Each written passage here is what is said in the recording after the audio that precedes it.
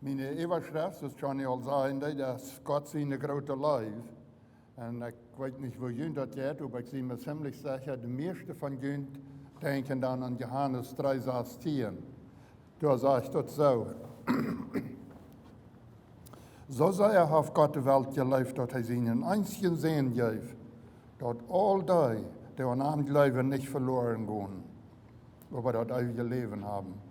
So, das ist ein großes Versprechen, dass das für jeder Mensch auf der Welt. Aber nicht jeder Mensch nimmt das an. Weil wir beten aber wieder gehen. Vor dem Himmel, wir danken dir für diesen Tag. Das ist ein Tag, wo du hast zu sehen gesagt für uns, wo wir können kommen in Gemeinschaft leben.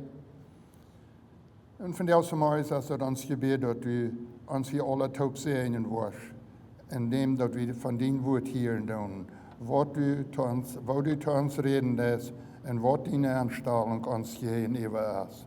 Wir danken dir dafür in Jesus Namen. Amen.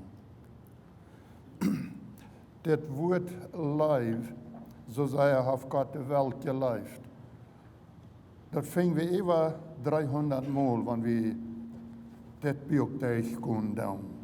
So, das ist ein wichtiger Part von Gott zu uns und auch von uns zu Gott in unseren Anderen.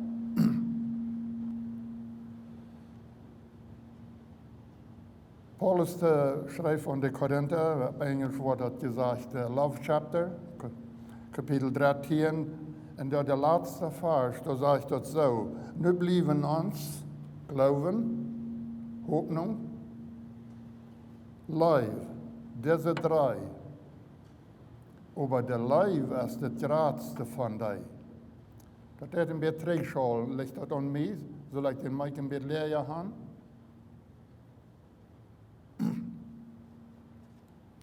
Zwei Monate zurück, dann hatte ich hier eine Botschaft mit dem Titel, oder mit der Überschrift, was wir Gott sein Plan für Menschen, dass sie die Welt merken, oder Menschen merken. Und ich weiß nicht, ob die Dinge zurückgehen, was ich dann gebraucht habe. Aber wir können das dann anstellen, der Leib für Menschen. Der Leib für die Menschen, was er gemerkt hat, in sein Bild, der kommt dann näher in Gott sein Plan. Und dort fingen wir weiter und weiter, dort Gott leift uns Menschen. Und ich will auch kann, dass wir anleben sollen. Wir wollen lauter nach mehr ab dort kommen. Gott hat uns nur sein Bild gemerkt, so wir das in 1. Mose Kapitel 1 lesen dann.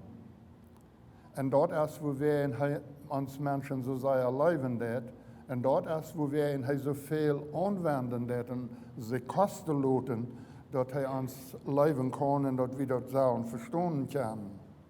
Wir können dort in verschiedensten Wegen sein. Wir wollen einen kleinen Port gemacht von der können abnehmen, aber eins ist, wenn wir kicken dann, was der Gott für einen Garten anplanten für Adam und Eva. Da wären, ich glaube, ich kann sagen, hunderte Fruchtbäume in verschiedensten Sorten. Dort wir will sei Adam und Eva nur sein Bild gemerkt hat. En dat weer wil zij die leven deed. Hij weer die goud. De nächste wat we zijn dan, Adam en Eva, die weer niet teruggebleven. Nu weer daar Sünden angekommen. Aber dann fingen wir dort Gott in seiner Leib, Entschuldigung.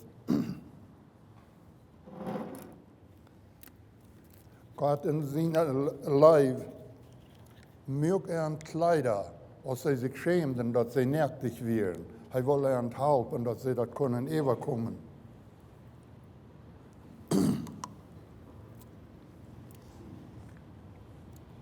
Gott liefde uns so sehr, alle Menschen, dass er seinen einzigen Sohn angeben hat, für unsere Schuld zu bezahlen, für unsere Sünden zu sterben. Petrus sagt, das ist weg. Er bezahlt unsere Schuld mit Jesus sein Blut im Leben. Das gibt uns ein Bild. Das kostet Jesus sein Leben und sein Blut, das er für uns sterben hat. Der Prophet Jeremia, der sagt, das ist weg. Kapitel 29, Vers 11. Ich habe doch Gott über gedacht, sagt der Herr, sodass es nicht, was der Prophet sagen wird oder denken wird oder übergedacht hat, sagt der Herr, was ich für ihn geplant habe, ist Friede und Erfolg und nicht Schulden. Ich will ihnen eine Zukunft und eine Hoffnung geben. So das, was Gott sein Plan wir und von der Tag noch ist. Gott sein Plan ist, dass wir Friede haben und dass wir Erfolg haben. Ich weiß nicht, was hier groß meinen, dass in uns Reichtum, uns finanzielles Leben, aber in unser Leben, in uns christliches Leben, unser Leben zu Gott, unser Leben einer zum anderen und so weiter.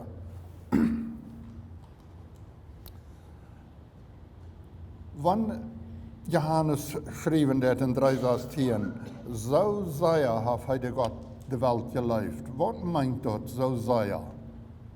Können wir uns ein Bild merken, was sehr das ist? Weil David schreibt in Psalm 103, Vers 11, so hoch als der Himmel über die Erde ist, so groß ist Gott seine Liebe. Für die, die am fürchten. Hier können wir das auch ein bisschen einteilen. Ne? Ich will nicht von den negativen Dingen reden von dir, aber wie kann das sein? Das ist nicht für alle. Die werden nicht leben, die werden nicht fürchten tun, für die ist der Leben nicht, die nehmen das nicht an. Der Leben wird da sein, ich soll das lieber den was sein, aber die nehmen das nicht an.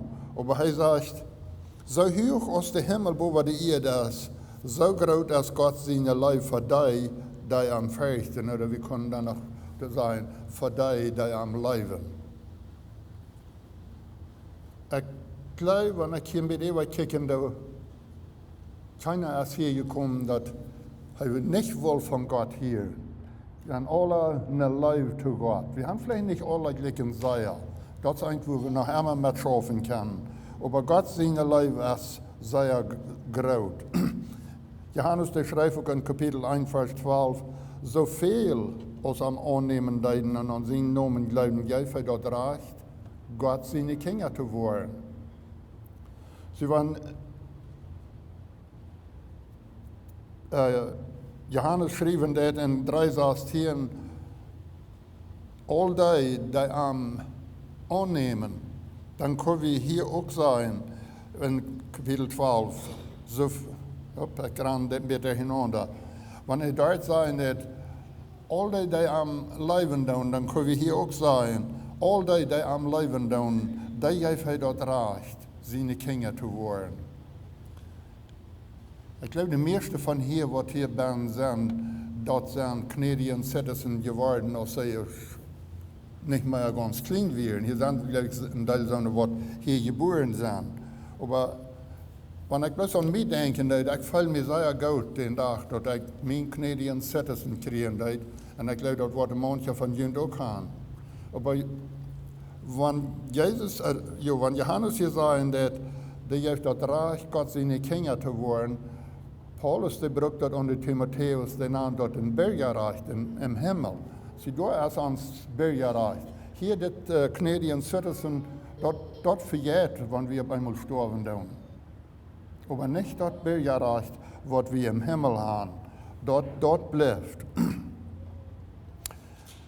Paulus, die Schrift in 1. Thessalonicher, so steht, Brüder und Schwestern, wie weiten, dort Gott jünd läuft und dort er sich jünd gewählt hat, seine Jünger zu sein. Er braucht hier das Wort wie. Sie Paulus wird doch nicht allein in diesem Brief schreiben. Wenn wir fern anfangen zu lesen, dann fingen wir das Paulus, Silas und Timotheus, 3 Stück. Und diese 3, die wir sich überzeugt, dass Gott ernt leben hat. Und er hat sich ernt gewählt, seine Kinder zu sein. Und das von der zu uns. Wir wissen dort, dass wir Gott leben. Und da weit wieder, dass Gott sich uns gewählt hat. Gott hat sich mich gewählt und er hat sich die gewählt, jeder einen, seine Kinder zu sein. Dort ist ein großes Verrecht zu weiten, dass wir Gott seine Kinder können sein. Oder dass wir dort sein.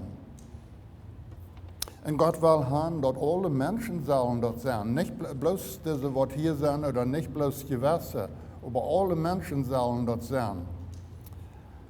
Paulus, das war der Paulus, die Schrift an Timotheus.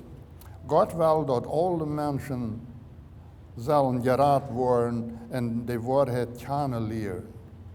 In Petrus Schrift, dass den selben Inhalt mit ein bisschen anderen Wert, aber zweimal fing wir dort, das ist, was Gott will haben, dass alle Menschen, nicht bloß Wort, nicht bloß ein Teil oder viel, alle Menschen will Gott haben, dass die sollen gerat werden.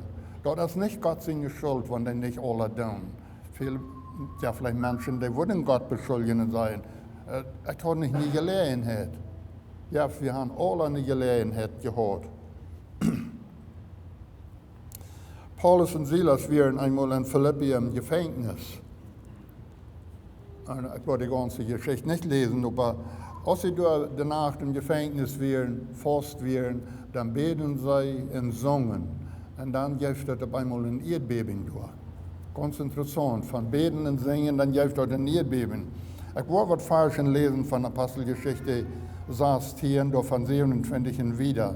Da sagt dort so steht, als die Gefängniswächter abwog und sagt, dass all die Gefängnisderen abwehren, will er sich selbst dort merken, weil er dachte, all die Festgenommenen wären weggerannt.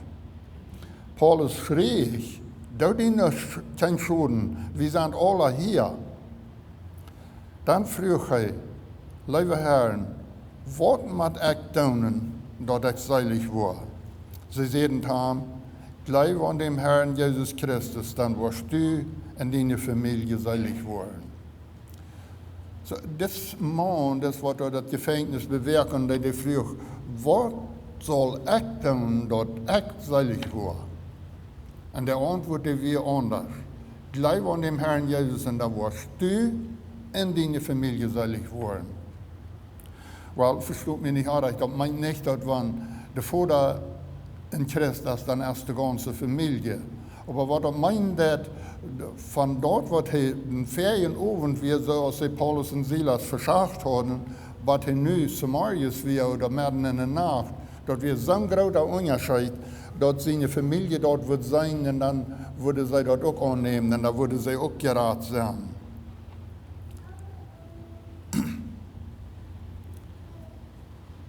Und das hat alles mit dort zu tun, dass Jesus wirklich wir sein Leben haben zu geben. Jesus gibt sein Leben für seine Menschen haben, oder dass die am grausam,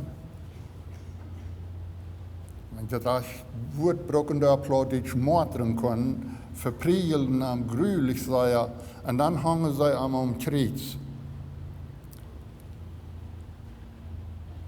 Dass wir so grühlich schwer an zu sein, die Bibel sagt, dass Gott dreht sich weich. Ich las einmal eine Geschichte von einem Mann, der schafft, wo eine Brücke war, über einem großen River, wo Schäbe fuhren, aber das war die Brücke, wo der Bahn, wo der Zug überfahren hat. Wenn da ein Schiff kommen, dann muss die Brücke abgehoben werden, dass er durchfahren.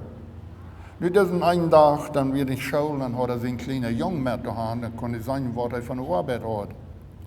Und dann kommt er das Schiff und er hat die Brücke hoch abgehoben, dass er durchfahren kann.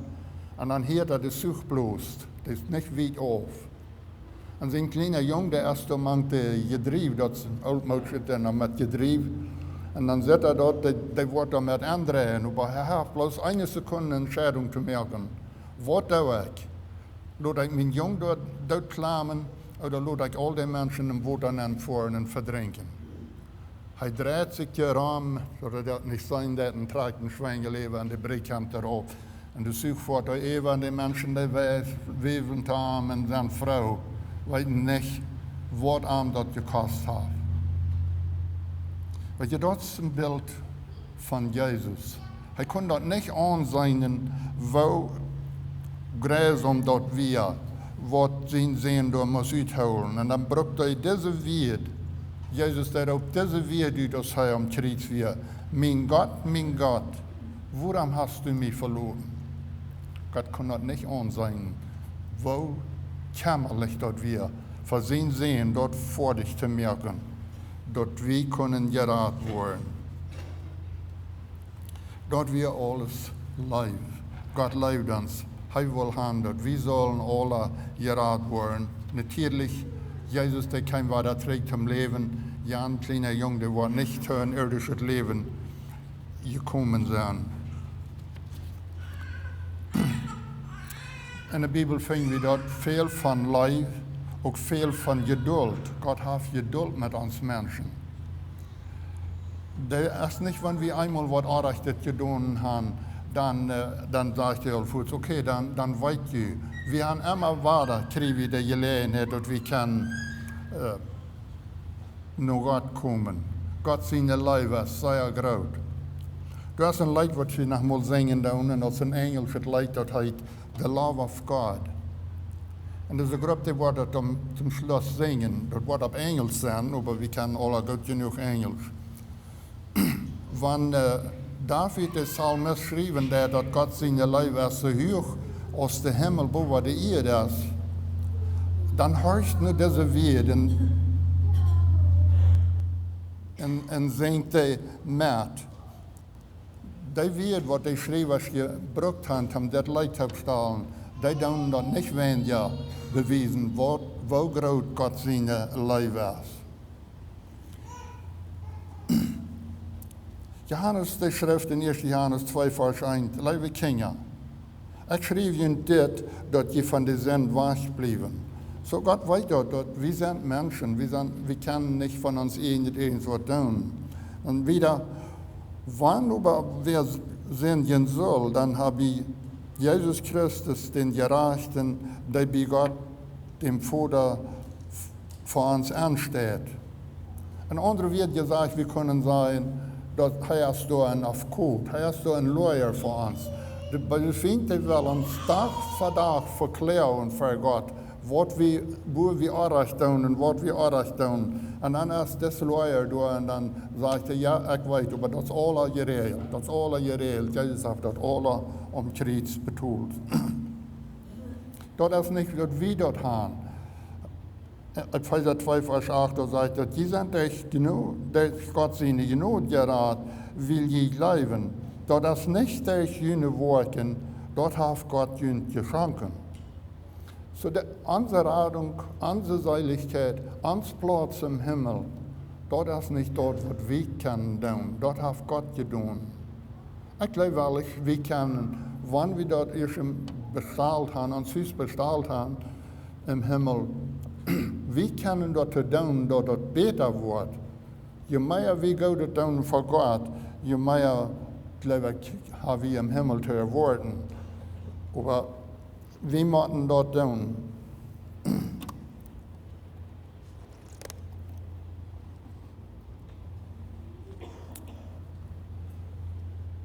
Gott will aber kann wir sollen arm leben. Aber hier habe ich geredet von, wo Gott uns leben hat. 5. Mose, Kapitel 6, Vers 5, da sagt er, die sollen dem Herrn dienen Gott mit deinem ganzen Hort, mit deiner ganzen Seele und mit all deiner Kraft leben. Schreibt deine Kinder ab mit dort. Redet davon, wenn ihr im Haus sind, wenn ihr reisen, wenn ihr in Doleinen, wenn ihr abstehen. So das sind, erstlich sagt er zu uns, 3 Dinge. Wir sollen Gott mit unserer ganzen Seele, mit all unserer Kraft und mit dem ganzen Hort leben. Aber dann ist das unsere Abgabe, die Mission Tüß anfangen bei unseren Kindern. Unsere Kinder dort zu sein, was wir für einen Gott haben, wo Gott der ist, dass die dort auch weiten und dass die dort kann lernen.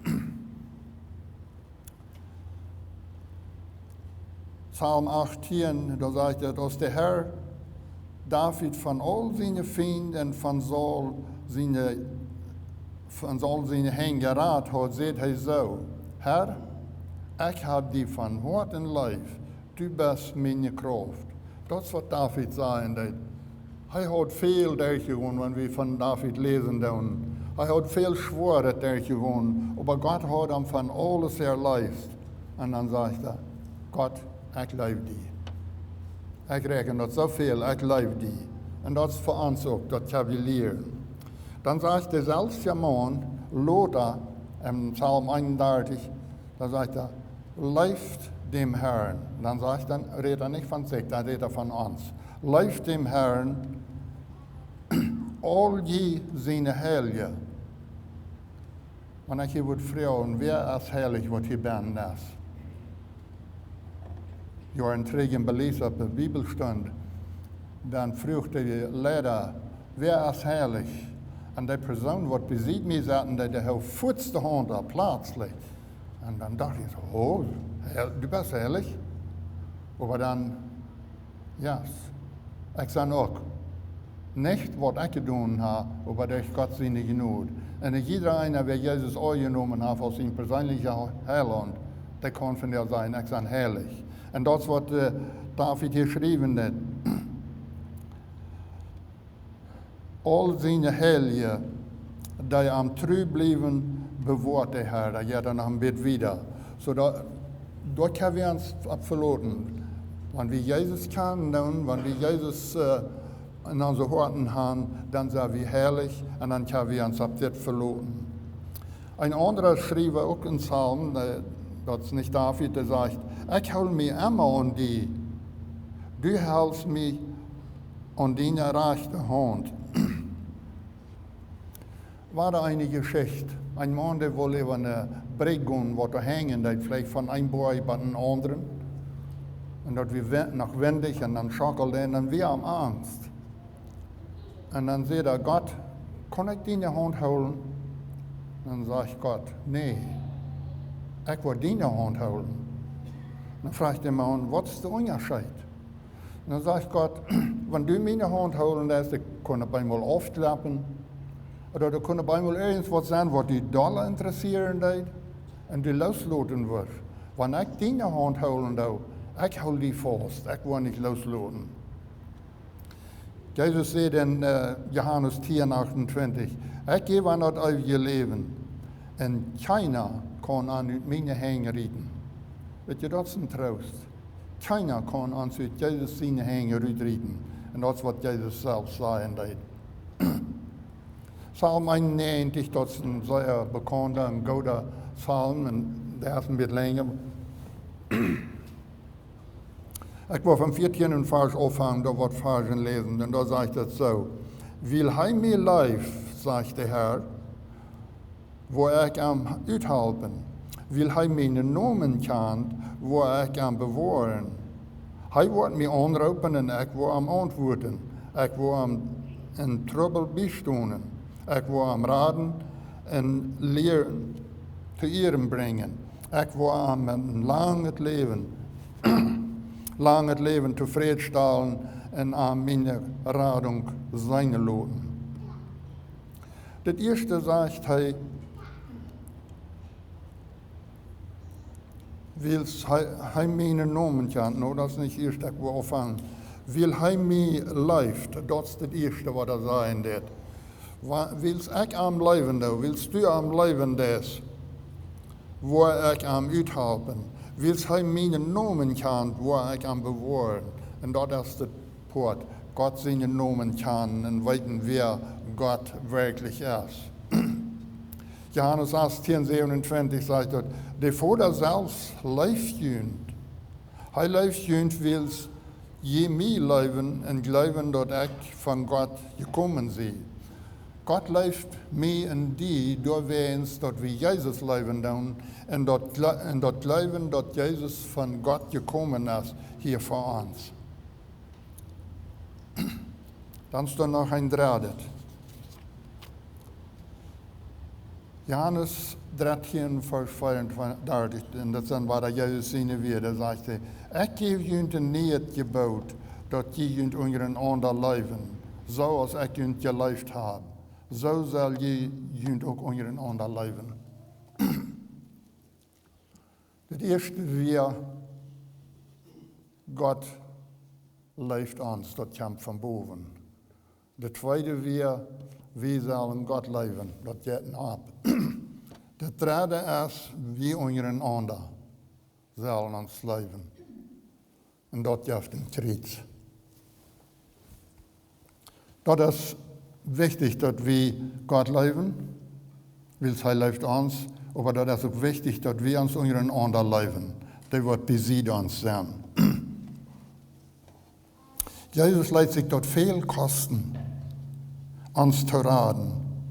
Er will haben, wir sollen uns dort auch was kosten lassen, unseren Bruder, unsere Schwester zu helfen, wenn die im Bedürfnis sind. Galater Kapitel 6, Vers 2 sagt, halbt einer den anderen seine Last trauen und dadurch tun, was Christus in Gesetz verlangt.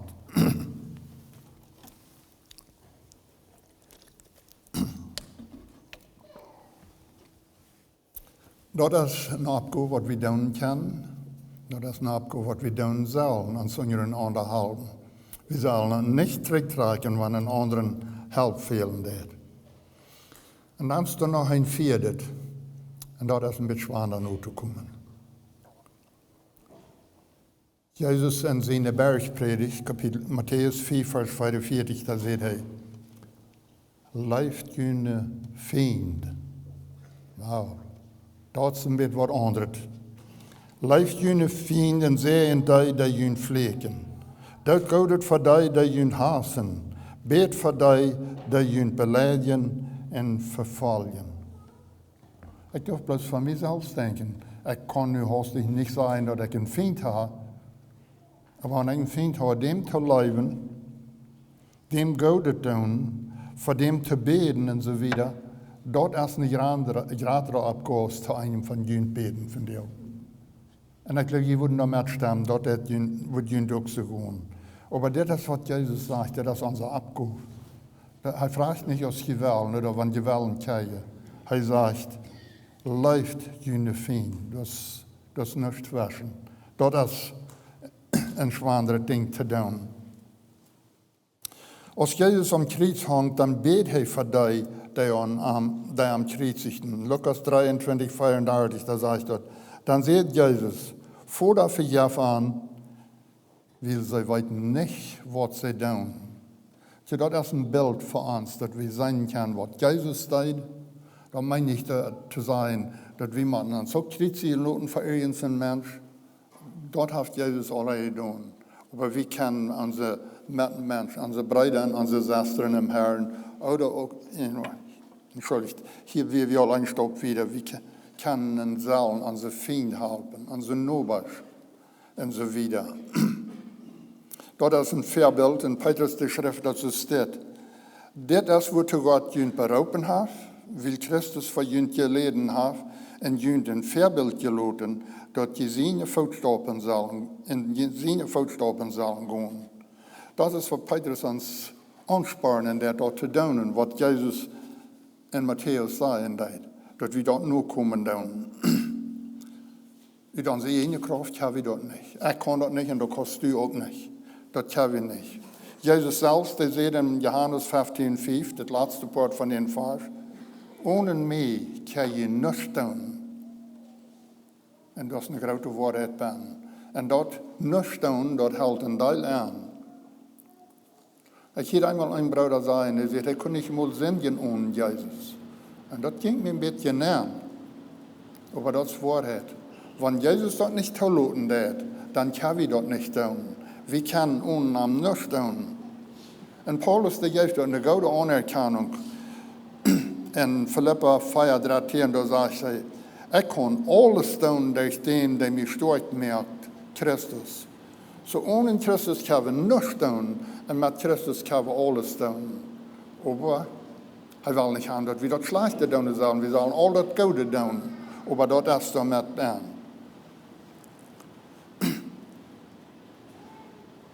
Gott seine Liebe, der ist so groß, der hat all das für uns getan. Ich will Ihnen von der mit was Versen loten, was ich in Römer 8 von 31 wiederfinden. Ich werde zum Schluss, das ist das Letzte. Und da sagt das so, wenn Gott auf unsere Seite ist, wer kann dann gegen uns sein? Wer will Gott seine Ausgewählte beschuldigen? Gott ist der uns gerecht macht. Wer will verdammen? Christus ist hier, der gestorben ist. Maar als staat, hij wordt van dood opgewekt en is nu bij God tot de rechterhand, en dan zegt dat het laatste ding, in bed voor ons. En al dit had bij de eeuwigheid aan dem zijn geholpen die ons leeft. Want helemaal den 5. En al dit hebben we de eeuwigheid aan dem zijn geholpen die ons leeft. En ik zie me zeker dat we dat dood nog leven, nog irgendeine andere creatuur ons van God zijn leven scheiden kan, die in Christus Jezus onze Herr is. Wel we beten. Vader im Himmel, we danken dir voor dein woord. We danken dir voor dein leven en voor de aansporing. En ik bid dat we leren daarvan. En niet bloos leren, maar dat ook doen. Dat woord hier in ons eindenken, dat doen, dat is een ander denken. Dat we beides worden in ervulling brengen. Ik dank dir voor iedereen wat hier gekomen is. En ik bid dat het voor iedereen wat een zegen zijn. En wanneer we weer gaan, dat die zegen met ons mag zijn. Ik bid ook voor de Engelse service wat hier wordt zijn, dat u ook die zegen wordt en alles wat je doen wordt. In Jezus' naam. Amen.